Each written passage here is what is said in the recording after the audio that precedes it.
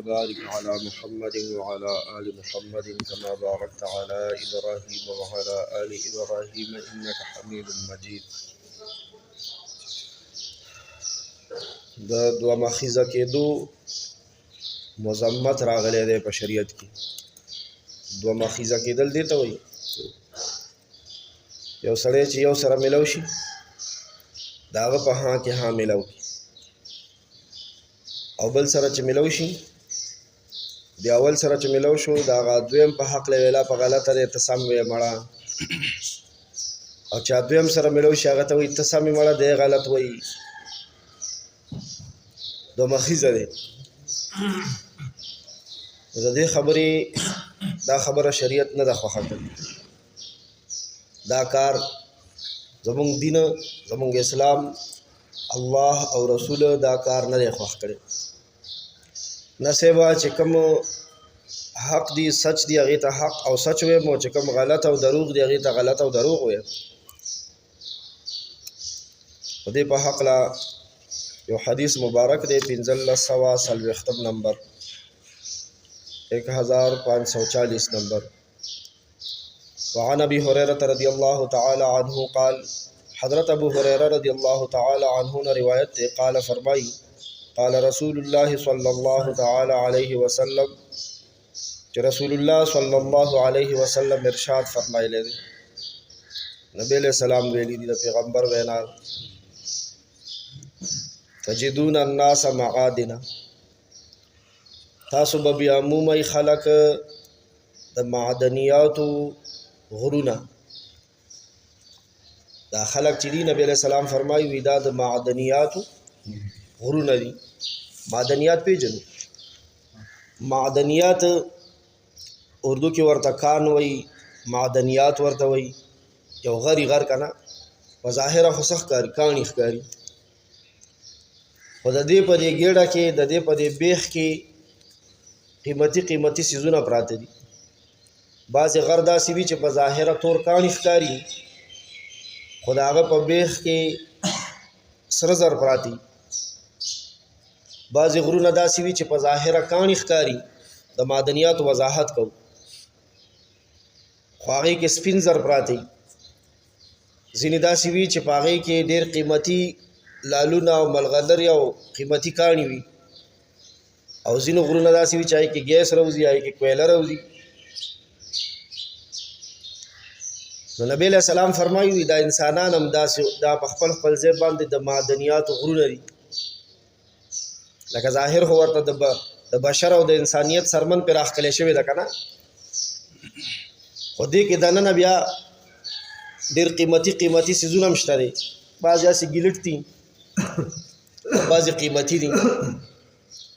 خیارهم فی الجاهلیت خیارهم فی الاسلام اذا فقهوا. د انسانانو کې بهترین چې کوم په جاهلیت کې بهترین وو هغه په اسلام کې بهترین دي چې کله د دین پوهه حاصله کړي. چې په جاهلیت کې د اسلام نه مخکې کوم خلک شریفان وو که نه، هغه اوس په اسلام کې هم شریفان دي، خو که کله د دین پوهه حاصله کړه. وتجدون خيار الناس، دویمه خبره د حدیث کې نبی علیہ السلام کړې ده، وی بهترین خلق به تاسو هغه خلق وګورئ فی هذا الشان چې د هغې به دا حالي اشدهم له کراهیتا، چې هغې به د دې امارت په شان نه دی، د مشرۍ په حقله د دې نه به ډېر زیات به ترې نه ځان ساتي. نبی علیہ السلام وفرمایل د بهترینو خلکو علامه درته ښیم، بهترین خلک هغه دي چې کله ورته مشري حواله کېږي نو مشرۍ نه څه کوي، ځان ترې ساتي، کرکه ترې کوي. خو چې کله نی غواړي مشري ورته ملو شي نو د سره به د الله مدد ښه، د سره الله پاک ملایکه مقرر کړي. او چې کله مشري سړی غواړي او ورته ملو شي که نه، بس بیا یې الله پاک دغه مشرۍ ته ورسپاري، اوس ته پوه شه او دا مشري دې پوه شه، د الله مدد ورسره نه.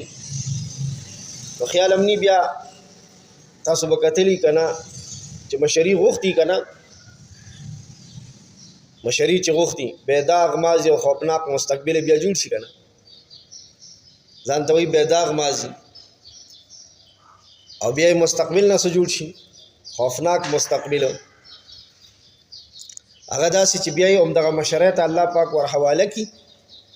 نو بیا په هغې خپېمانې وي یاره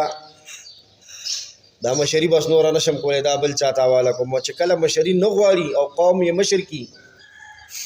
د سره الله پاک ملائکه معاونه کي ملګري کي هغه ورسره په دغه کار کې معاونت کوي او د دې حدیث شریف په آخر کې چې کومه جمله ده او د کومې جملې دپاره دا حدیث شریف امام نووي رحمت الله علیه را نقل کړی دی نو هغه دا ده مونږ د حدیث په سر کې وویل که نه چې دوه مخیز کېدل الله او رسول ته خوښ نه دي نبی علیہ السلام فرمایي وتجدون شر الناس تاسو به وګورئ بدترین خلق بدتر په درجه کې هغه خلق دي ذل وجهین چې دوه روخه دي دوه روخه دورنګ ورته وي دورنګ انسان ګورئ زه ته لږ وضاحت کوم یو سړی دی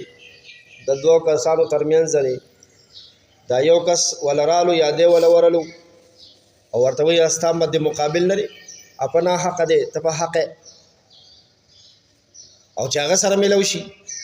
نو بیا ورته تا یادوي ته په ناحق هغه ته وایي ته په حق ته صحیح دا سړی الله ته نه دی خوښ ذل وجهین الذي یأتي هؤلاء بوجه د خلکو له په یو مخ رالو وهؤلاء بوجه او دغه نورو خلکو له په بل مخ رالو نبی علیہ الصلوۃ والسلام یو حدیث کې فرمایلی دي چې کوم سړی په دنیا کې دوه رنګی دوه روخی دوه مخونو والی قیامت په ورځ به د په خوله کې د اور دوه جبې وي چې کوم سړی دنیا کې دوه رنګي کوي د ده به په قیامت کې په خوله کې دوه د اور جبې وي الله جل جلاله دې موږ وساتي دی دې کې لږ مختصر غونډه فرق شته دی چې په خبره هم پوه شو د دوه کسانو منځ کې دوه رنګي کوله چې زه یو ته وایم ته په حق هغه بل په ناحقه دی چې هغه له ورشم هغه ته وایم ته په حق دی مړه په ناحقه دی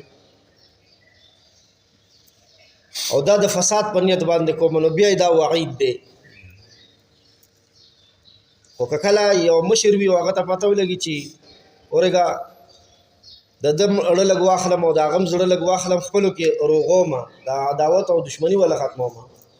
او هغې کې هغه ته اندازه وشوه چې بله لار نشته سوا د دې نه چې د ده زړه لږ والمه ده ته ووایم چې مړه ورکې که په اسه سړی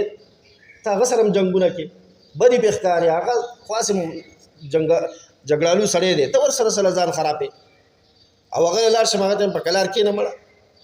اسه سړی دی هغه سره ځان ته خرابې هغه د معاشرې خراب سړی دا د اصلاح په نیت دی اصلاح او تا ته ښه پته وي چې په بله لار باندې د دې کور نه جوړېږي خو د اوس وخت کې چې داسې وکړه ځان له به هم خټې وګورې ښه سوچ به کې خبرې ته الله پاک زموږ او ستاسو د ټولو حفاظت یا ارحم الراحمین ذل جلال والاکرام